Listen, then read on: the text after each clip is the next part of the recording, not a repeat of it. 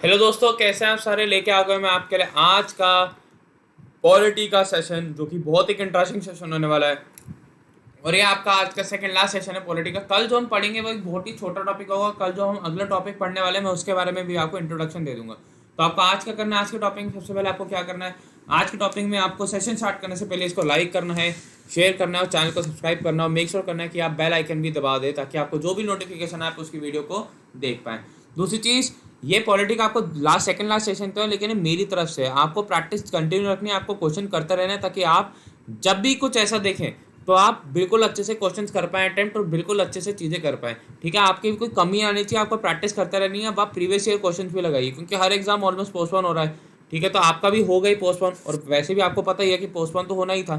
तो दूसरी चीज़, तो आप अब आपके पास टाइम है करने का अपनी प्रिपरेशन स्ट्रैटेजी को एक कदम और आगे। कैसे करेंगे, आपको प्रीवियस ईयर क्वेश्चन लगाने शुरू करो, मॉक लगाने शुरू करो, जो हम लाइव टेस्ट चैनल पे टेस्ट लेके आते हैं उसको देना शुरू करो। और अभी भी आपका टाइम है, अगर आप अनअकैडमी की सब्सक्रिप्शन लेके आप अगर मेरा करंट अफेयर का कोर्स पढ़ना चाहते हो तो अभी भी आपके पास टाइम है, आप ले सकते हो क्योंकि रिकॉर्डेड सेशन आपको अभी भी मिल जाएंगे, प्लस आपको लाइव लेसन भी मिल जाएंगे। तो प्लीज़ जाइए, अगर आप एनडीए का करना चाहते हो ना सीरियसली क्लियर, तो आई सजेस्ट कि आप अनअकैडमी की लीजिए सब्सक्रिप्शन और जाके वो टेस्ट लीजिए और वो कोर्स लेके अपने प्रिपरेशन लेवल को सच्ची में आपको पता चलेगा कि हाँ क्या डिफरेंस है यूट्यूब और इसमें पढ़ने में। स्टार्ट करते हैं। ओके, शुरू करने से पहले बता दूं कि मैं पॉलिटी का इंडिया का क्रैश कोर्स लेके आया था, जिसको मैंने क्रैश कोर्स के बजाय बहुत ही अच्छे मैनर में आपको करवा दी क्योंकि टाइम की हमारे पास कमी नहीं थी। ठीक है, 6:30 बजे मैं आपके लिए लाइव टेस्ट लेके आता हूँ, आपको डेली लाइव टेस्ट चैनल पे। ठीक है, वाईफाई से लाइव टेस्ट आज ही जाइए और आज ही मेरे साथ 6:30 बजे जुड़ना ना भूलिए इस टेस्ट में। दूसरी चीज़, अगर आपका कोई छोटा भाई बहन अगर अन अकेडमी के सब्सक्रिप्शन लेना चाहता है तो उसको बताइए कि प्रणव टैंक का कोड यूज़ करना है। सब 99 रुपीज़ में एक मंथ के लिए बहुत आराम से पढ़ सकते हैं। तो आज ही जाइए, पढ़िए और अपने भाई बहन के फ्यूचर को सिक्योर करिए ये कोड यूज़ करके। सभी डिफेंस एग्जाम्स के लिए मैं बता दूं आपके लिए वाईफाई से defence exam channel is a best. X and Y group, NDA, DRDO, MTS, CTS सारे एग्जाम्स के लिए 36,000 सब्सक्राइबर्स हो चुके हैं, तो उसके लिए थैंक यू। जल्दी से 50,000 करवाइए, फिर 100,000, ताकि आप और हमारी जर्नी बहुत एक ऊंचे लेवल पे पहुंच जाए। अनअकैडमी सब्सक्रिप्शन अगर आप लेना चाहते हैं, मैं उसके फायदे बता दूंगा। 1-on-1 इंटरेक्ट करके पढ़ सकते हैं टीचर से, पीडीएफ उसके हाथों हाथ मिलती है, लाइव टेस्ट होते हैं, मॉक्स होते हैं, क्विजेज होती है, एवरीथिंग इज देयर। तो आपको कुछ करना नहीं, बस आपको अनअकैडमी की सब्सक्रिप्शन लेनी है, प्रणव टेंग का कोड यूज़ करना है और आपको 10% का डिस्काउंट मिल जाएगा। अन्य जानकारी के लिए आप 8448447780 पे कॉल करके पूछ सकते हैं। ओके, चल इसमें बताता हूँ ये बताने के लिए हमने क्या क्या पढ़ लिया और क्या क्या बचा हुआ है। ठीक है, आज हमें स्टार्ट करना था वो क्या था, आपका स्टेट हमने पढ़ लिया था, कल यूनियन भी पढ़ ही लिया था। ठीक है, ये देख हम कितना सारा पढ़ चुके हैं। ओके, कैग हमने पढ़ लिया था, स्टेट लेके चल रही है। ओके, हाँ, आज से हमने स्टार्ट करना था अपना यूनियन टेरिटरी। कल हमने सबॉर्डिनेट कोर्स तक पढ़ लिया था, आज हम स्टार्ट करेंगे अपना यूनियन टेरिटरी। सब देखिए यूटी के होते हैं। आप पहली बात, बच्चों को ही नहीं पता हमारी कंट्री में कितनी यूटी है। मैं बता दूं हमारी कंट्री में 8 यूटीज़ है, जो मैंने लिखा है यहाँ पे कि there are only 8 UTs. Okay, और जो इंपॉर्टेंट जो यूटीज़ है वो क्या है, पहली बात आपकी किरण बेदी जी न्यूज़ में थी। ठीक है, तो इसलिए वो इंपॉर्टेंट होना थी कि पौंडीचेरी का कौन है आपके गवर्नर या एडमिनिस्ट्रेटर। दिल्ली के तो अनिल बाईजान, क्योंकि अभी इलेक्शन हुए थे। जम्मू कश्मीर का भी अभी हुए थे, तो जम्मू और मतलब JNK के कौन है, जीसी मुर्मू, और लद्दाख के कौन है, आर के माथुर। बाकी किसी को कोई ऐसा है नहीं। आपको मेरे को कमेंट में बताने की दमन एंड दीव एंड दादर नगर हवेली के कौन है, दमन एंड दीव एंड दादर नगर हवेली के गवर्नर कौन है, आपको मेरे को ये बताना है। ठीक है, बाकी आपके चंडीगढ़, अंडमान निकोबार आइलैंड और आपका लक्षद्वीप, ये आपके 8 टोटल यूटीज़ हैं कंट्री में। ओके, आपके टोटल 8 यूटीज़ है आपके देश में। ओके, कौन कौन सी, Delhi, JNK, Ladakh, Chandigarh, Andaman and Nicobar island, Pondicherry, Lakshadweep और दमन एंड दीव एंड दादर नगर हवेली। ये आपका लेटेस्ट आपके मर्ज करा गया है दमन एंड दीव और दादर नगर हवेली को। अभी भी लोगों को लगता है 9 है, लेकिन मैं बता दूं ये 8 ही हैं। अगला, क्या क्या एक्स्ट्रा पावर्स है। दूसरी चीज़, एमएलएज और दिल्ली एंड पौंडीचेरी हमें पता है कि जो आपके राष्ट्रपति के चुनाव होते हैं, जो आपके इलेक्शन ऑफ प्रेसिडेंट होते हैं, उसमें वोट करेंगे। ये हमें पता है और पता होना चाहिए। नहीं पता तो अभी मैंने आपको बता दिया। तीसरी चीज़, अंडमान एंड निकोबार आइलैंड की कैपिटल क्या आपकी पोर्ट ब्लेयर, लक्षद्वीप की कैपिटल क्या आपकी कावरती। लक्षद्वीप की capital Kavaratti, Andaman and Nicobar island की कैपिटल पोर्ट ब्लेयर। और एमएलएज और दिल्ली एंड पौंडीचेरी आपके वोट करेंगे किसमें, चुनाव में, किसके, राष्ट्रपति के, इलेक्शन ऑफ द प्रेसिडेंट। अगला यूटी से रिलेटेड आर्टिकल कौन सा आपका, आर्टिकल 239, आर्टिकल 239। कहा यह जाता है कि जो एडमिन होगा, जिसको हम गवर्नर भी कहते हैं, वो आपको प्रेसिडेंट द्वारा अपॉइंट करा जाएगा। दूसरा, एडजॉइनिंग स्टेट का गवर्नर आपकी यूटी का एडमिनिस्ट्रेटर बन सकता है। एडजॉइनिंग स्टेट मतलब जैसे अगर मान लो कि दिल्ली का जो गवर्नर होगा वो चाहे तो हम किसी साथ की स्टेट का बना सकते हैं, लेकिन दिल्ली का नहीं। जैसे आप ये मान लीजिए कि चंडीगढ़ का जो भी गवर्नर होगा वो हो सकता है कि वो असल में पहले पंजाब या हरियाणा का भी गवर्नर रहा हो, तो उससे क्या होगा आपका कि वो दोनों चीज़ें संभाल लेगा। पहली बात, हमारा 7th कॉन्स्टिट्यूशनल अमेंडमेंट एक्ट के तहत हमने पढ़ा था, 7वां संविधान संशोधन के तहत हमने पढ़ा था क्या कि एक गवर्नर दो या दो से ज़्यादा राज्यों का भी हो सकता है। तो इसी के तहत 239 भी यही कहता है यूटी। तो यहाँ से हमारा स्टेट से यूनिटी खत्म हो जाता है। हमने यूनियन जितना टाइम लगा उतना कम टाइम हमारे को स्टेट से लगा, क्योंकि सब कुछ सेम था। मैंने पहले भी बताया हुआ, बस गवर्नर के जगह प्रेसिडेंट अगर आप लगा देंगे तो आप यूनियन में, सीएम की जगह अगर आप पीएम लगा देंगे तो आप फिर से यूनियन में, और अगर आप एचसी की जगह एससी लगा देंगे तो आप यूनियन में आ गए। ठीक है, ये आपको ऐसे पढ़ना था। ओके, आगे चलते हैं, आते हैं अपनी अब अगले टॉपिक जो कि हमारा है क्या, लोकल गवर्नमेंट्स। लोकल गवर्नमेंट्स में हम अपने आते हैं कि आखिरकार लोकल गवर्नमेंट्स है क्या और क्यों होनी चाहिए। पहली बात, एक होती है आपकी पंचायत और एक होती है आपकी क्या, म्यूनसिपैलिटी। पंचायत और आपकी म्यूनसिपैलिटी, ये डिसेंट्रलाइजेशन हुई, मतलब आपके 3 टायर गवर्नमेंट होती थी ना, एक आपकी local,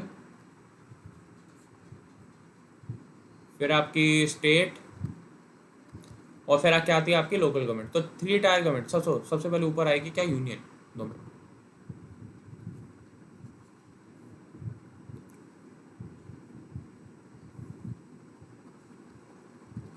union, state and local, ये क्या है आपका 3 टायर गवर्नमेंट। तो उसी का 3rd टायर अब हम पढ़ेंगे, लोकल गवर्नमेंट।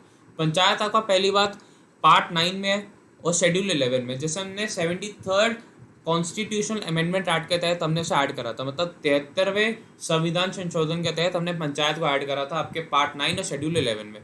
दूसरी चीज़, म्यूनसिपैलिटी को हमने पार्ट 9A में ऐड करा हुआ है, पार्ट 9A में, और शेड्यूल 12 में से ऐड करा था आपका 74वें संविधान संशोधन या आपके 74th कॉन्स्टिट्यूशनल अमेंडमेंट एक्ट के तहत। यह डिसेंट्रलाइजेशन दिखाता है, मतलब पावर किसी भी एक लेवल पे आपके पास नहीं है सीमित, पावर हर जगह हमने डिस्ट्रीब्यूट करी। और तीसरी का चीज़ हमारे को इंपॉर्टेंट जाननी है कि 1/3 ऑफ द सीट्स आपकी लोकल गवर्नमेंट पे रिजर्व होती हैं, किसके लिए, आपके वुमेन के लिए, मतलब 1/3 सीटें आपके औरतों के लिए रिजर्व होंगी। इतने को नोट करिए, कोई डाउट है तो आप मतलब सोच सकते हैं, अपने आप नोट कर सकते हैं, मेरे को कमेंट सेक्शन में लिख के बता सकते हैं।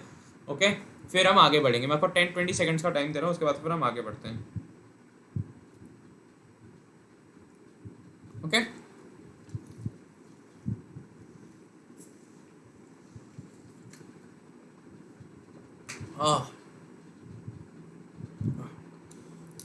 चलिए अगला टॉपिक क्या है हमारा, ये मैंने लिख दिया है। ये क्वेश्चन के फॉर्म में आ सकता है कि पार्ट 9 किस आर्टिकल से किस आर्टिकल के बीच में। तो वो क्या है, आपके आर्टिकल 243A से लेके आपका आर्टिकल 243O के बीच में आपका पार्ट 9 आता है। पार्ट 9 क्या, आपका पंचायत, ये बहुत ज़रूरी है।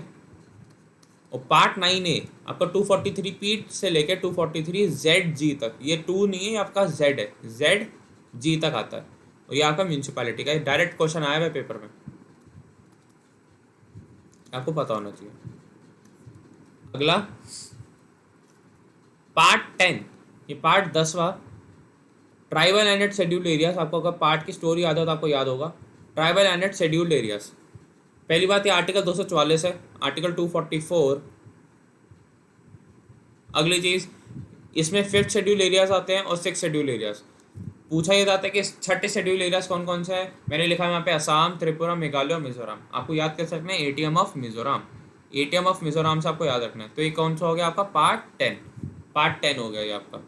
ओके,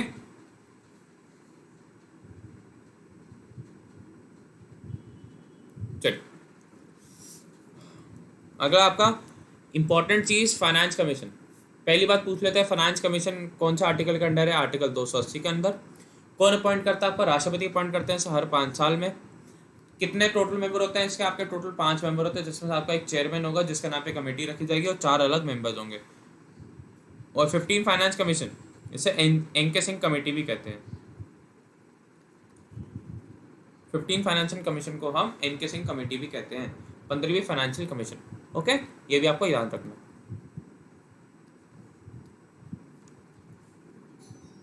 पब्लिक सर्विस कमीशन, पहली बात 2 तरीके के पब्लिक सर्विस कमीशन होती है, मैं आपको बता चुका हूँ। एक है आपकी यूनियन और दूसरा आपके स्टेट, और तीसरा आपकी होती है ज्वाइंट। अब ज्वाइंट आपकी यूनियन में भी हो सकती है और आपके स्टेट में भी। पहली बात, यूनियन के बारे में पढ़ेंगे, इसे अपॉइंट कौन करता है, पब्लिक सर्विस कमीशन को अपॉइंट कौन करता है, इन्हें अपॉइंट करता है यूनियन और जॉइंट वाली को प्रेसिडेंट।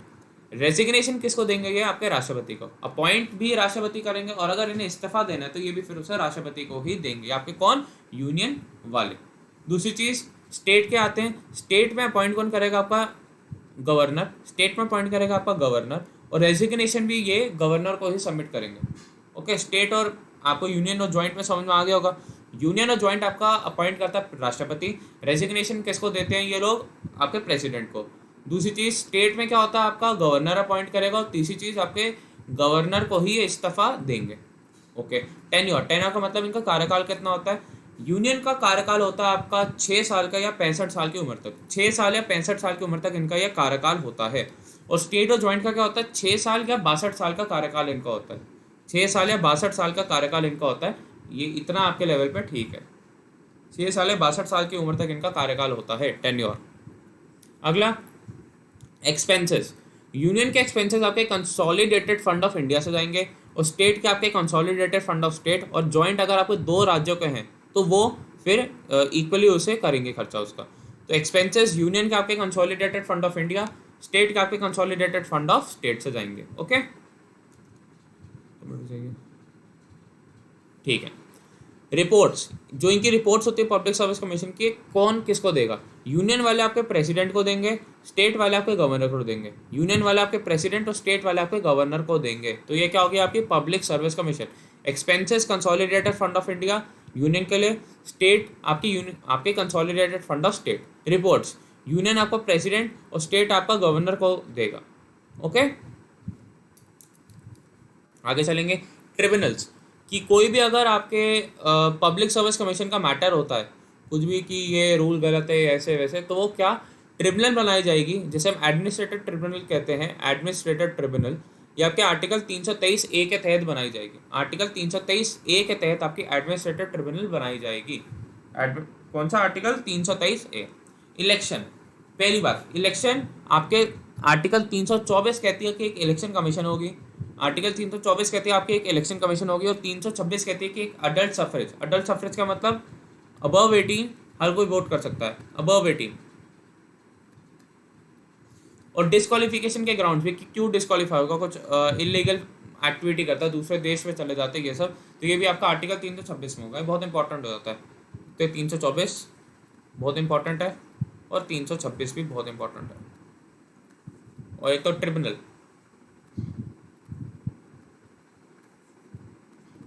323A। ओके, अगला आपका national commission for schedule caste.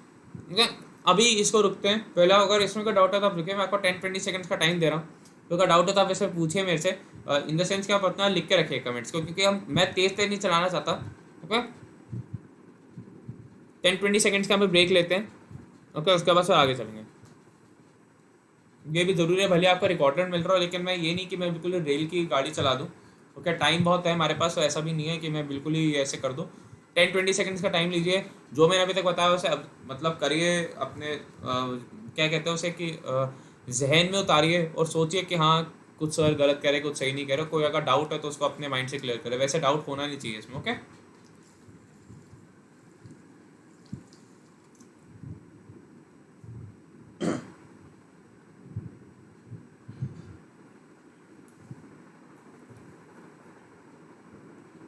आइए अब national commission for schedule caste, very very important, क्योंकि इसमें भी चेंजेस हुए थे कुछ, और क्या चेंजेस हमारे को नेक्स्ट स्लाइड में पता लग जाएगा। National commission for schedule caste, ये आपका आर्टिकल 338, 338, क्या क्या होंगे इसके, टोटल 5 मेंबर्स होते हैं, एक आपका चेयरपर्सन, वाइस चेयरपर्सन और 3 अन्य सदस्य। ओके, बस आपके लेवल पे इतना जाना जरूरी है, और क्रैश कोर्स और पॉइंट भी। आर्टिकल 338A ये भी इंपॉर्टेंट होता है। National commission for scheduled tribes, इसमें भी 5 members, chairperson, vice chairperson, 3 other members. Okay, इसमें भी 5 मेंबर्स। ये तो हो गया आपका वो जो हर साल होता आता है, वेरी इंपॉर्टेंट दोनों। ओके, चीज़ है ये national commission for backward classes, ये पहले आपके national commission for schedule caste में ही थी, फिर इसे अलग कर दिया गया ओबीसी का। तो article 338 B article 338 B 123rd amendment bill 2018 का और 102 संविधान संशोधन मतलब 102nd constitutional amendment act of 2018 के तहत इसे ऐड करा गया। सेम चीज़ें हैं इसमें। 5 मेंबर्स होंगे आपके, 5 मेंबर्स होंगे इसमें भी। चेयरपर्सन,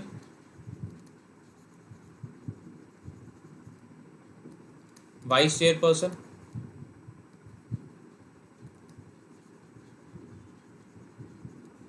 और आपके 3 अदर मेंबर्स, और आपके 3 other members, chairperson, vice chairperson and 3 other members. ये आपके 5 मेंबर्स इसमें होंगे, आपके 5 सदस्य। National commission for backward classes. Okay, फिर आते हैं आपका मोस्ट इंपॉर्टेंट चीज, language of the union. Language of the union ये भी बहुत इंपॉर्टेंट हो जाता है। ठीक है, हमारी नेशनल लैंग्वेज कोई नहीं है, लेकिन हमारी एक official language of the union है। यूनियन का मतलब जो केंद्र की ऑफिशियल लैंग्वेज है वो कौन सी है? हिंदी इन देवनागरी स्क्रिप्ट। हिंदी इन देवनागरी स्क्रिप्ट आपकी official language of the union है। वो कौन सा? आपका आर्टिकल 343, आर्टिकल 343। फिर आपका आता है आर्टिकल 345। ये भी इंपॉर्टेंट है कि स्टेट की लैंग्वेज होगी। स्टेट की लैंग्वेज हो सकती है हिंदी, या स्टेट को ये लैंग्वेज चूज करना चाहे वो, या अगर चूज नहीं करी हुई तो पार्लियामेंट के अकॉर्डिंग वो इंग्लिश लैंग्वेज होगी जो स्टेट की एक ऑफिशियल लैंग्वेज होगी, जो स्टेट की एक ऑफिशियल लैंग्वेज होगी। ओके, कौन कौन सी?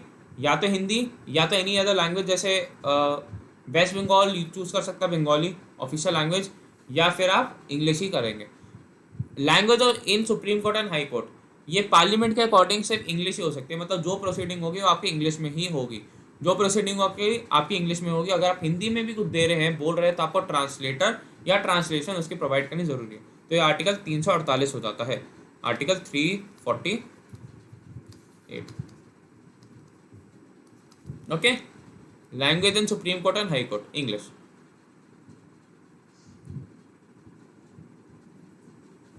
आगे चलते हैं, इमरजेंसी प्रोविजंस। आपका आर्टिकल 352 में कितनी बार बता चुका हूँ कि आपकी नेशनल इमरजेंसी है। आर्टिकल 356 आपकी स्टेट इमरजेंसी है, और आपका आर्टिकल 360 आपकी फाइनेंशियल इमरजेंसी है। ये मैं आपको कितनी बार बता चुका हूँ, ये फिर से मैं आपको बता रहा हूँ। 352 नेशनल इमरजेंसी, 356 आपकी स्टेट इमरजेंसी एंड 360 आपकी फाइनेंशियल इमरजेंसी। स्टेट इमरजेंसी इसलिए इंपॉर्टेंट है क्योंकि आपके महाराष्ट्र में आपको याद है अभी लगी थी। ठीक है, महाराष्ट्र में अभी आपको याद है लगी होगी स्टेट इमरजेंसी। ओके, आते हैं अगला। फिर आपका आता है अमेंडमेंट ऑफ कॉन्स्टिट्यूशन। इसमें जाने से पहले मैं चाहूँगा फिर से 10-20 सेकंड्स का टाइम लीजिए, जो अभी तक मैंने आपको पढ़ाया उसे समझिए, क्योंकि ये फिर एक इंपॉर्टेंट टॉपिक हो जाता है। क्योंकि उसके बाद फिर आपकी पॉलिटी आज के हिसाब से हम ख़त्म कर देंगे, हम रैप कर देंगे। फिर हम अपने जो मैंने जितने टॉपिक्स पढ़ाए उसको मैं रिवाइज़ करेंगे।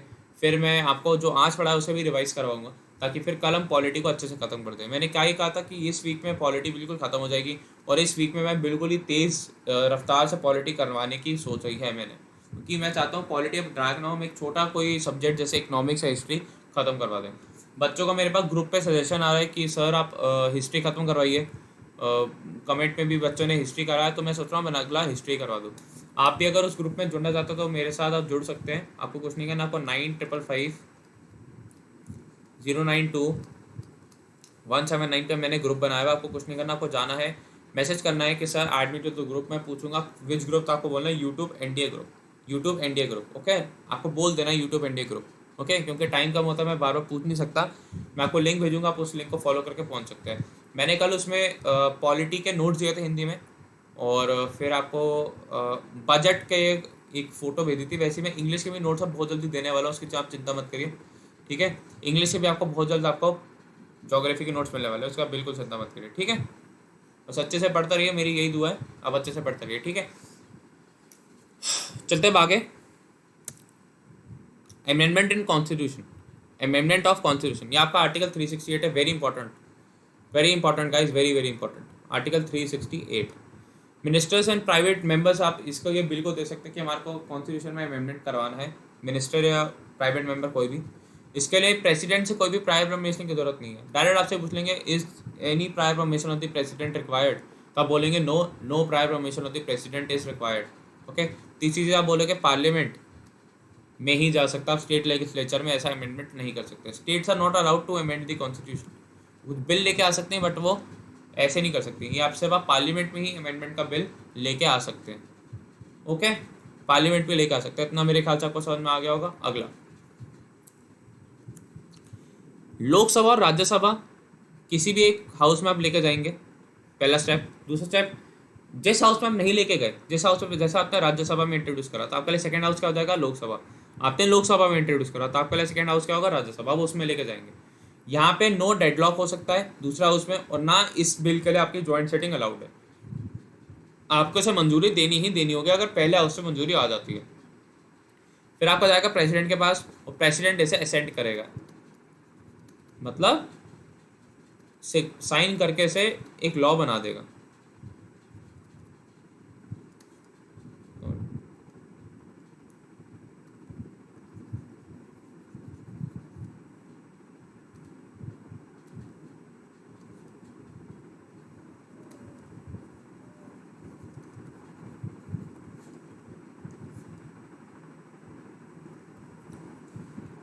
ओके, फिर आता है आपका पास इन लेजिस्लेचर। इसको जब लेजिस्लेचर ने पास कर दिया तो इसके दो तरीकों से पास हो गई। एक तो आउटसाइड द आर्टिकल 368 है। आउटसाइड द आर्टिकल 368 अगर है, कुछ ऐसे होते हैं प्रोविजंस, वो अभी आपको जानने ज़रूरी नहीं है, ठीक है। होगा तो आप अगर बोलेंगे, कमेंट से लिख के बताएंगे, तो मैं आपको कल वो सारे प्रोविजंस बता दूंगा कि किस किस में आपका आउटसाइड आर्टिकल 368 है। तो वो आपका सिंपल मेजोरिटी से आप कर सकते हो, वो आप सिंपल मेजोरिटी से कर सकते हो। लेकिन अगर आपका विद इन 368 है तो उसके भी दो तरीके होते हैं। या तो आपको स्पेशल मेजोरिटी चाहिए, 2/3 of the members present and voting, ठीक है। या फिर आपको स्पेशल मेजोरिटी के साथ आदि स्टेट्स के लेजिस्लेचर को पास करवाना होगा विद सिंपल मेजोरिटी। समझ में आया? एक तो सिंपल मेजोरिटी होती है कि जैसे जितने लोग हैं उसकी कितनी मेजोरिटी है, वो एक होती है आपकी स्पेशल मेजोरिटी कि 2/3 ऑफ द मेंबर्स, पूरे सदस्य 2/3 आर प्रेजेंट एंड वोटिंग, उसकी हाफ मेजोरिटी, मतलब उसमें से 50% से ज़्यादा लोगों ने करना चाहिए। जैसे मान लीजिए आपके हाउस में 300 लोग हैं, आपके हाउस में 300 लोग हैं, 300 में से 2/3 कितना हुआ, 200। तो 200 में से आपको पास करवाना है कितना, विद हाफ मेजोरिटी, मतलब 300, हाँ 150 होना होगा, 300 का हाफ। और 2/3 ऑफ द मेंबर्स होने चाहिए, नहीं होंगे तो पहली आप स्पेशल मेजोरिटी आपकी खत्म होगी, फिर उसमें से आपको 150 से पास कराना है। और स्पेशल मेजोरिटी के साथ साथ आपके पास हाफ ऑफ द स्टेट्स के आपके पास सिग्नेचर होनी चाहिए कुछ केसेस में। क्या केसेस, अगर आप मेरे को कमेंट पे लिख के कहेंगे, जो वीडियो के नीचे होते हैं कमेंट्स, तो उसमें आपको बता दूंगा कि हाँ स्पेशल मेजोरिटी क्या होती है और आपके पास क्या क्या प्रोविजंस होते हैं। इतना भी आपको इतना ही समझना जरूरी है। ओके, तो मेरे ख्याल से मैं इतना लेके आया था आज। अब जितना अभी तक पढ़ा है उसका भी आप थोड़ा एब्जॉर्ब करिए, ठीक है। फिर हम फिर से एक बार इसको रिवाइज करते हैं, फिर हम आगे चलेंगे अपना। ओके, इसको भी एक बार आप करिए। फिर मैं आपको शुरू से एक बार समझाना चाहता हूँ कि हमने पॉलिटी में क्या क्या करा है। शुरू से एक बार समझाना चाहता हूँ ताकि आपके मन में कोई भी वहम ना रहे कि हमने सर को छोड़ दिया या सर हमने ये नहीं करा वो नहीं करा, ताकि आपके मन में कोई भी एक किसी भी तरीके का वहम रहे ही ना। ओके, चलिए आपको मैं 10-20 सेकंड दे रहा हूँ, तब तक आप लिख लीजिए जो भी आपको करना है। उसके बाद फिर हम आगे चलते हैं, फिर मैं आपको समझाता हूँ कि हाँ हमने क्या करा और क्या नहीं।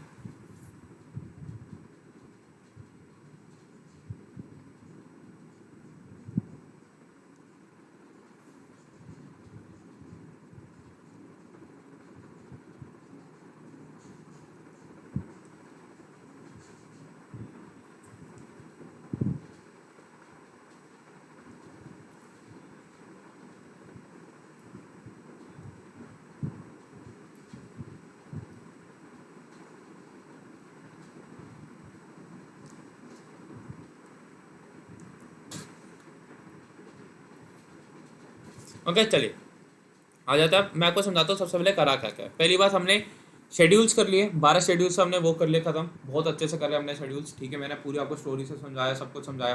तो हमारा एक मेजर आपका जो पोर्शन था वो खत्म कर दिया। तो हमने अपने पहले 1-2 लेक्चर्स में शेड्यूल्स पूरा अच्छे से समझाया था मैंने। उसके बाद फिर हम आते हैं किस पे, अपने पार्ट्स पे। पार्ट्स ऑफ द कॉन्स्टिट्यूशन के मैंने आपको एक स्टोरी के फॉर्म में आपको समझाया, जैसे आपको बिल्कुल अच्छे से याद होना चाहिए। किसी ने नहीं देखा तो जाके वो पॉलिटी देख सकता है। स्टोरी के फॉर्म में मैंने कितना अच्छा समझाया वो मेरे को ही पता है, कैसे मैंने स्टोरी बनाई वो, ठीक है, कब से मैं वो स्टोरी बना के मैंने आपको पढ़ाया, ठीक है। तो पार्ट्स ऑफ द कॉन्स्टिट्यूशन, ये फिर एक उसकी ट्रिक थी कि you can fly directly from US using paramilitary special rockets. और इसकी क्या थी, ठीक है, so fold PM territory emoluments affirmation Rajya Sabha schedule areas other schedule areas federal provisions official languages land reforms defection panchayat and municipalities हमने पढ़ा। फिर आपके पूरे ये पार्ट्स का चार्ट था, ठीक है, पूरे चार्ट्स का पार्ट था ये जो हमने पढ़ा था। अगला फिर हम आते हैं आपके फंडामेंटल राइट्स पे। हमने फंडामेंटल राइट्स पे मेरे ख्याल से पूरे 1-2 लेक्चर्स दिए, मेरे को याद है अच्छे से। फिर हमने देखा कि कौन कौन सी राइट आपके फॉरनर्स के पास है और कौन सी नहीं है। फिर हमने देखा कि कौन सी सस्पेंड हो सकती है और कौन सी सस्पेंड नहीं हो सकती, ये भी हमने देखा अच्छे से। ओके, फिर हमने देखी ये आपकी trick of the fundamental rights थी। एक बहुत ही इंपॉर्टेंट चीज़ है आपकी जो trick of the fundamental rights होती है वो थी आपकी, हमने ये देखा। अगला फिर हमने देखा जो आर्टिकल्स आपके डीपीएसपी से रिलेटेड होते हैं, जो आपके आर्टिकल्स डायरेक्टिव प्रिंसिपल से रिलेटेड होते हैं, इस पर भी हमने देखा कि कौन कौन से आर्टिकल्स है, कैसे ऐड करे गए, ये कौन से पार्ट में है, कौन से उसमें है, ये भी सब हमने देखा। मुझे इंपॉर्टेंट था वो मैंने आपको लिखाया। फिर हमने देखा जो आपका significance of DPSP for nation होता है कि क्या सिग्निफिकेंस होता है, ये आपका एसएसबी के लिए बहुत इंपॉर्टेंट है ये जो टॉपिक है कि हाँ सिग्निफिकेंस क्या है इसका, कि क्यों डीपीएसपी एक देश को चाहिए होते हैं और क्यों डीपीएसपी एक देश में होने चाहिए, कहाँ से लिया, किससे लिया, क्यों लिया, सब मैंने आपको पूरा समझाया था। फिर हमने देखा आपका फंडामेंटल राइट्स और आपके डीपीएसपी में क्या डिफरेंसेस होते हैं कि फंडामेंटल राइट्स आप कोर्ट में लेके जा सकते हो, ठीक है, they are applicable in the law and they are not मतलब applicable in the law. Fundamental rights are enforceable through law, DPSP are not enforceable through law. फिर हमने देखा आपका फंडामेंटल ड्यूटीज़ की 11 फंडामेंटल ड्यूटीज़ थी, किस कमेटी के recommendation पे आई, कब आई, क्यों आई, और 11वीं जो आपकी ऐड हुई थी वो क्या थी, वो किसका पार्ट था, सब हमने देखा अच्छे से। इसमें कोई हमने कसर नहीं छोड़ी, बहुत अच्छे से हमने देखा। फिर हमने देखा आपका preamble the constitution of India, जो आपका प्रियम्बल था वो हमने देखा अच्छे से कि प्रियम्बल में क्या था, पहले क्या था, और ये पहले का प्रियम्बल है। फिर हमने देखा आपका बाद का प्रियम्बल कि कितने वर्ड्स इसमें ऐड हुए, कब ऐड हुए, क्यों ऐड हुए, और सबके वर्ड्स का मतलब क्या था। फिर हमने देखी कितने तरीके का जस्टिस है आपके पास, लिबर्टी कितने तरीके की हैं, और आपके पास इक्वालिटी कितने तरीके की हैं, और कब अडॉप्ट करा गया था और कब इसे एनाक्ट करा गया। ओके, ये सब हमने देखा। फिर आए हम अपने की features of the Indian constitution क्या है, कि क्या क्या फीचर्स हमारे को मिलते हैं आपके इंडियन कॉन्स्टिट्यूशन में। हमने देखा पूरा अच्छे से कि कौन कौन से फीचर्स हैं, कि लेंथीएस्ट है, रिजिड है, फ्लेक्सिबल है, फंडामेंटल राइट्स हैं, डीपीएसपी है, एडल्ट सफरेज है, इंडिपेंडेंट जुडिशरी है, ऐसे हमने फीचर्स सारे देखे। फिर हमने देखा कि बॉर्डर फीचर्स, ओके, कि कहाँ से हमने क्या कर लिया। मैंने आपको इंपॉर्टेंट बॉर्डर फीचर्स भी लिखवाए कि हाँ इसको ज़रूर याद रखना, हमने वो भी देखे। फिर ये आपके फिर से बॉर्डर फीचर्स। फिर हमने वैसे 800 बहुत सारी पढ़ी, लेकिन इस पर 3 के ही डायग्राम्स है, लेकिन वैसे हमने रेगुलेटिंग एक्ट ऑफ 1773 पढ़ी, 1784 पढ़ी, चार्टर एक्ट पढ़ी 1833, चार्टर एक्ट पढ़ी 1853, गवर्नमेंट ऑफ इंडिया एक्ट 1858 पढ़ी, इंडियन काउंसिल एक्ट ऑफ 1861 पढ़ी, 1892 पढ़ी, 1909 पढ़ी। फिर आपकी 1919 पढ़ी। उसके बाद आपकी साइमन कमीशन हमने पढ़ा कि क्यों आई, कैसे आई, और क्यों इस पर वो प्रोटेस्ट हुआ, ये भी हमने देखा कि वाई साइमन कमीशन और इम्पैक्ट ऑफ साइमन कमीशन हुआ, क्या हुआ। फिर हमने देखा आपका गवर्नमेंट ऑफ इंडिया 1935, लेकिन उससे पहले हमने 2 इंपॉर्टेंट चीज़ देखी, एक आपकी देखी मैकडॉनल्ड अवार्ड, और एक हमने देखा आपका पूना पैक्ट, किसके बीच में हुआ, क्यों हुआ, कब हुआ, कहाँ हुआ, और उसका क्या कारण हुआ, और इससे क्या हमारे को निर्णय मिला। ओके, ये भी सब हमने देखा। फिर हम आए अपने जुडिशरी पे, एग्जीक्यूटिव और आपके कौन से लेजिस्लेचर पे, लेकिन किस लेवल पे, आपके यूनियन लेवल पे। हमने ये पूरा चार्ट समझा कि लेजिस्लेटिव क्या होता है, एग्जीक्यूटिव क्या होता है, जुडिशल क्या होता है। सिंपल में लेजिस्लेचर आपका लॉ बनाता है, एग्जीक्यूटिव उसे पास करता है, जुडिशल उस पर स्क्रूटिनी कर सकता है अगर इफ एंड सो। अगला फिर हमने देखा पार्ट 5 क्या होता है, central admin parliament judicial department and और ऑडिटर जनरल, हमने पूरा देखा अच्छे से। फिर हमने देखा आपका प्रेसिडेंट का पूरा ये जो आपकी क्रोनोलॉजी थी कि सबसे पहले आपके राजेंद्र प्रसाद जी आए, एस राधाकृष्णन आए, जाकिर हुसैन आए, वी गिरी जी आए, फखरुद्दीन अली अहमद आए, नीलम संजीवा रेड्डी आए, ज्ञानी जैल सिंह जी आए, आर वेंकट रमन आए, शंकर दयाल शर्मा आए, के आर नारायण आए, APJ अब्दुल कलाम आए, प्रतिभा पाटिल जी आई, प्रणब मुखर्जी आए, और आपके रामनाथ कोविंद जी आए, हमने पूरा देखा। अगला फिर हमने देखा आपका प्रेसिडेंट ऑफ इंडिया कि वो पहले सिटीजन होते हैं, commander in chief of the arm forces होते हैं, कौन उनके इलेक्शन से वोट करता है और कौन नहीं, ये सब हमने देखा कि उनका टेन्योर 5 ईयर्स का होता है और वो रिन्यूएबल भी हो सकता है, और वो राष्ट्रपति भवन में रहते हैं। हमने फिर उनसे रिलेटेड इंपॉर्टेंट आर्टिकल देखे, आर्टिकल 52, 53, 54, 55, 56, 57। फिर हमने देखा आपका आर्टिकल 58, फिर 59, फिर 60, 61, 62 भी देखा हमने जो इंपॉर्टेंट थे। फिर हमने पूरा अच्छे से वोटिंग का समझा कि कैसे आप वोट कर सकते हैं, और एक MP के वोट की वैल्यू का है और एक MLA की वोट की वैल्यू का है, टोटल कितने वोट्स चलते हैं भी हमने देखा। फिर हम आपके आए राष्ट्रपति पे, तो देख लिया था। फिर हम आपके उपराष्ट्रपति पे कि पहले सर्वपल्ली राधाकृष्णन जी, फिर सर्वपल्ली राधाकृष्णन जी, फिर आए आपके जाकिर हुसैन, फिर आए आपके VV गिरी जी, फिर आपके आए गोपाल स्वरूप पाठक, फिर आपके आए बनसप्पा दनप्पा जट्टी, फिर आए आपके मोहम्मद जदुल्ला जी। मैंने इनके बारे में बताया था कि एक्टिंग प्रेसिडेंट भी थे एक टाइम पे, ये एक्टिंग राष्ट्रपति पे थे। फिर हम आए आपके इस पे रामास्वामी वेंकटरमन पे, फिर हम आए आपके शंकर दयाल शर्मा पे, फिर हम आपके आए के नारायण पे। हमने फिर देखा आपके कृष्णकांत जी को, भैरव सिंह शेखावत, मोहम्मद अमीद अंसारी जो 2 बार बने थे, फिर आपके वेंकैया नायडू जी जो अभी अभी बने हैं, हमने ये भी देखा।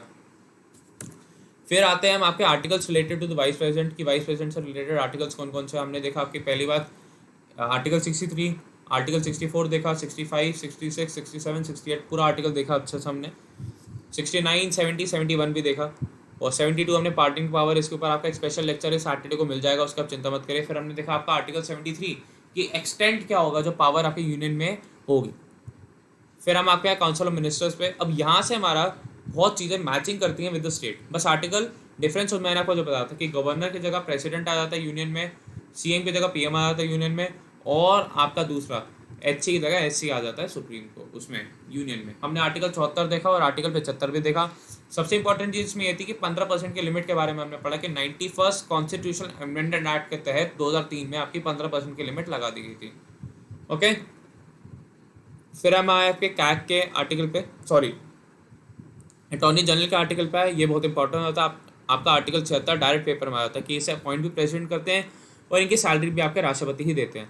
ओके, हमने इनकी ड्यूटीज़ भी देखी। फिर हम आप पे आते हैं आर्टिकल 77 पे कि कंडक्ट कैसा होगा बिजनेस के सारे एग्जीक्यूटिव डिसीजन आपके प्रेसिडेंट के नाम पे लिए जाएंगे, सारे एग्रीमेंट्स पे आपके प्रेसिडेंट के नाम पे होंगे। फिर हमने देखा आर्टिकल 78 में कि ड्यूटीज़ ऑफ प्राइम मिनिस्टर क्या होता है। हम फिर आपके पार्लियामेंट पे कि जो कॉन्स्टिट्यूशन ऑफ पार्लियामेंट है वो कैसे होगा, कि क्या क्या उसमें होगा, तो हमने देखा प्रेसिडेंट, लोकसभा, राज्यसभा होगा। हमने फिर देखा आपका काउंसिल ऑफ स्टेट आपका आर्टिकल 80 है। फिर हमने देखा आपका हाउस ऑफ पीपल आपका आर्टिकल 81 है। फिर हम आए आपके आर्टिकल 82 पे जो आपका रीएडजस्ट होगा आफ्टर एवरी सेंसस। फिर हम आए आपके आर्टिकल 83 पे कि ड्यूरेशन ऑफ बोथ हाउसेस क्या क्या होंगी। फिर हम आते हैं आपके 84 की क्वालिफिकेशन क्या क्या होंगी आपके मेंबरशिप ऑफ पार्लियामेंट की, ये भी हमने बहुत अच्छे से देखा था पहली, इसको शुरू करने से पहले कि लोकसभा के एमपी की क्या क्वालिफिकेशन होनी चाहिए और आपके राज्यसभा के एमपी के। फिर आए हम आपके आर्टिकल 87 88 पे कि प्रेसिडेंट स्पेशल एड्रेस कब देंगे और कैसे देंगे। फिर आपके ऑफिस ऑफ पार्लियामेंट आपके काउंसिल ऑफ स्टेट का क्या रूल एंड प्रोसीजर होता है वो हमने देखा, और हाउस ऑफ पीपल आपके लोकसभा का क्या होता है वो भी हमने देखा। फिर conduct of business of parliament कैसे होगा, पार्लियामेंट पे कैसे कैसे बिजनेस ऑफ कंडक्ट करेंगे वो आपका हमने देखा आर्टिकल 100 में। फिर हम आपका है कि डिस्क्वालिफिकेशन किस ग्राउंड पे हो सकता है वो हमने देखा आर्टिकल 101 से 104 में। फिर आपके पावर, प्रिविलेजेस एंड इम्यूनिटीज हमने आर्टिकल 105 में देखा। मैं इसलिए आपको ये सब बता रहा हूँ कि हमने कितना कुछ कर लिया, कि मेरे को बोलने में गला दर्द हो गया लेकिन अभी भी खत्म नहीं हो रहा, अभी तो हम सब यूनियन पे चल रहे हैं। फिर हमने आपका ये लेजिस्लेटिव प्रोसीजर देखा, कैसे एक बिल पास होगा, और मनी बिल क्या होता है, क्यों मनी बिल आपका किसी और पार्ट में नहीं जा सकता, प्रेसिडेंट इसे असेंट कैसे देता है। फिर हमने देखा आपका प्रोसीजर इन फाइनेंशियल मैटर्स कि आपका एनुअल फाइनेंशियल स्टेटमेंट ही है, पूरे आपके संविधान में बजट शब्द कहीं नहीं है। फिर हमने देखा आपका प्रोसीजर इन पार्लियामेंट क्या होगा, एप्रोप्रिएशन बिल और आपका सप्लीमेंट्री वोट एंड अकाउंट, ये सब हमने देखा। फिर हम आते हैं आपके किस पे, प्रोसीजर पार्लियामेंट में कि क्या रूल एंड प्रोसीजर होगा, और आर्टिकल 120 मैंने आपको बताया कि बहुत ज़्यादा इंपॉर्टेंट है। क्यों? क्योंकि ये इसमें लिखा है कि बिजनेस सिर्फ आपका हिंदी और इंग्लिश में ही हो सकता है, और अगर आप अन्य किसी लैंग्वेज में दे रहे हैं तो आपको उसकी ट्रांसलेशन स्पीकर को प्रोवाइड करनी है। फिर हमने देखा लेजिस्लेटिव पावर्स ऑफ प्रेसिडेंट, जिसको हम दूसरे नाम से क्या जानते हैं, ऑर्डिनेंस की पावर, वो आपका आर्टिकल 123 है, और गवर्नर का कौन सा है, आर्टिकल 213। फिर हम आपके आए सुप्रीम कोर्ट पे इसकी क्वालिफिकेशन से कि आपके जज की सिटीजन ऑफ इंडिया, 5 साल जज of high court, at least 10 years advocate of high court, या distinguished jurist in the eyes of the president, ये पूरा हमने पढ़ा अच्छे से। फिर हम आपके कैग पे की कंट्रोलर एंड ऑडिटर जनरल क्या होगा, इनको प्रेसिडेंट अपॉइंट करेगा, इनकी सैलरी सेकंड शेड्यूल में होंगी, उनकी ड्यूटीज़ क्या क्या होंगी आपके कैग की, और यहीं पे फिर हमने अपना यूनियन खत्म कर दिया था। ओके, अब इसको आगे स्टेट को समझाने से पहले मैं चाहूँगा आप 10-15 सेकंड का टाइम लीजिए, थोड़ा सा ऑब्जॉर्व करिए कि हमने कितना पढ़ लिया। अगर आपको लगता है कि सर आपने कुछ मिस करा है तो आप कमेंट में लिखने के लिए तैयार हो जाइए। जैसे वीडियो का प्रीमियर खत्म होगा आपको लिखना है और मेरे को बताना सर आपने ये मिस कर दिया, तो मैं वो टॉपिक भी आपको कल करवा दूंगा, क्योंकि कल पॉलिटी का लास्ट लेक्चर होने वाला है। ओके, जो भी आपका डाउट्स आप कल पूछ लेना। ओके, सब कुछ ओके।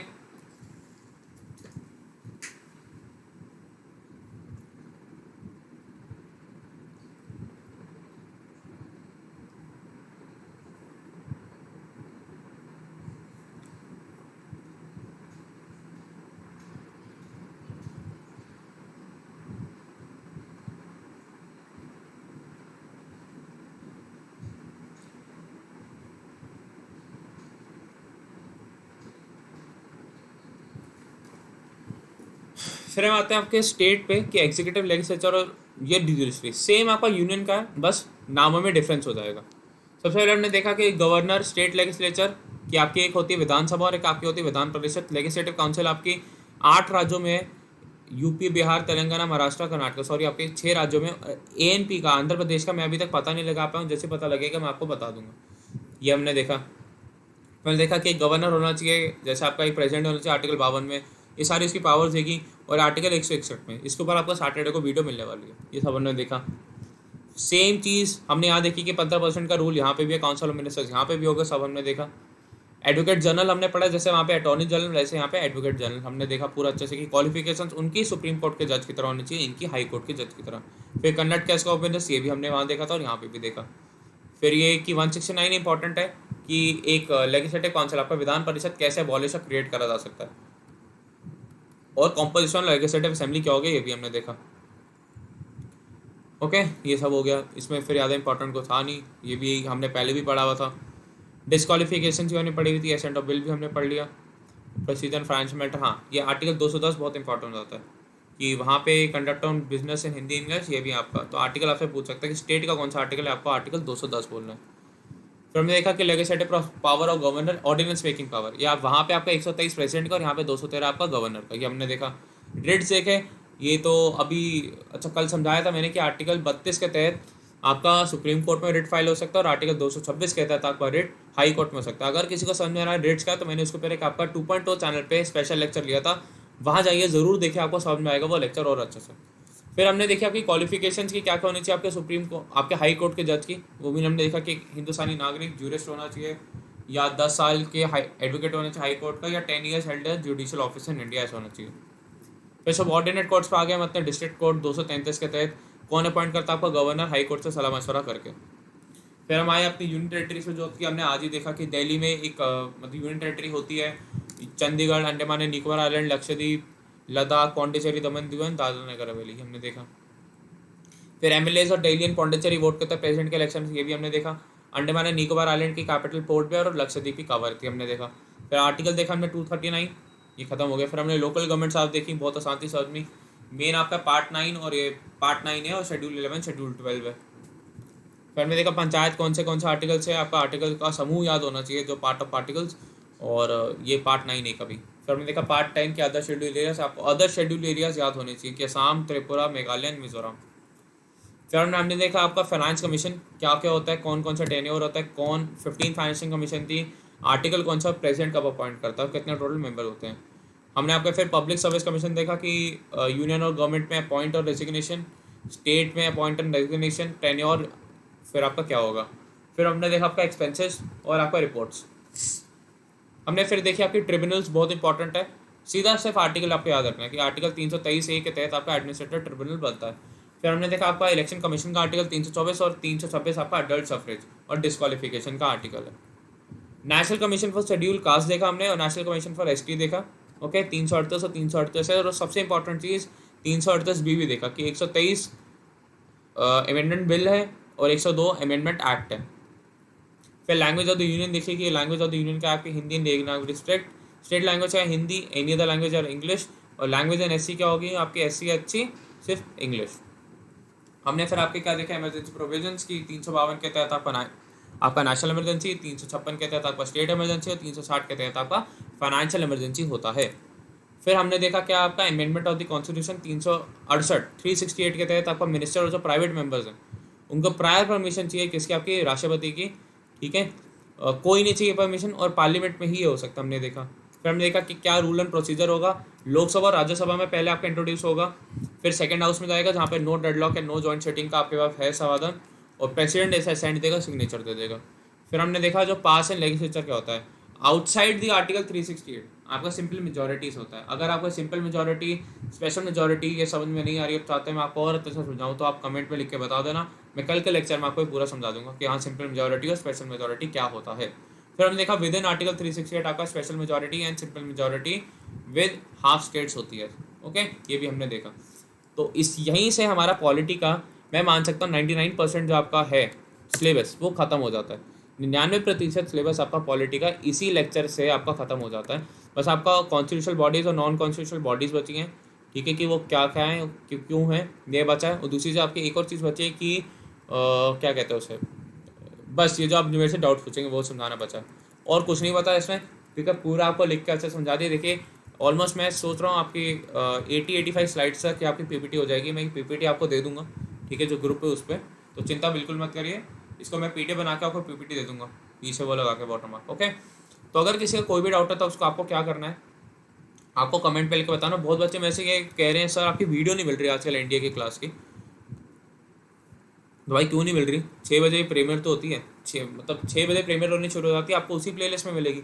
वैसे शेड्यूल बता दूँ, मेरा 1 से 2 PM आपका एक्स एंड वाई का जो बूस्टर है वो चलता है, उसमें भी आज ही पॉलिटी ख़त्म करवाई है, क्योंकि उनके लेवल पे थोड़ी कम आती है, आज के लेवल पे थोड़ी ज़्यादा। 6 से 7 मेरा आपका एनडीए, 7:30 से 7:30 PM आपका डीआरडीओ, ये तो मेरी क्लासेस हो गई। उसके बाद सुबह 6 AM पे मैं आपके लिए लेके आता MCQs, 7 AM पे लेके आता मैं आपका टर्म्स ऑफ द आर्मी, और 2:30 बजे लेके आता मैं 2:30 PM आपके लिए क्या, हीरोज़। ये तो इस चैनल की बात होगी।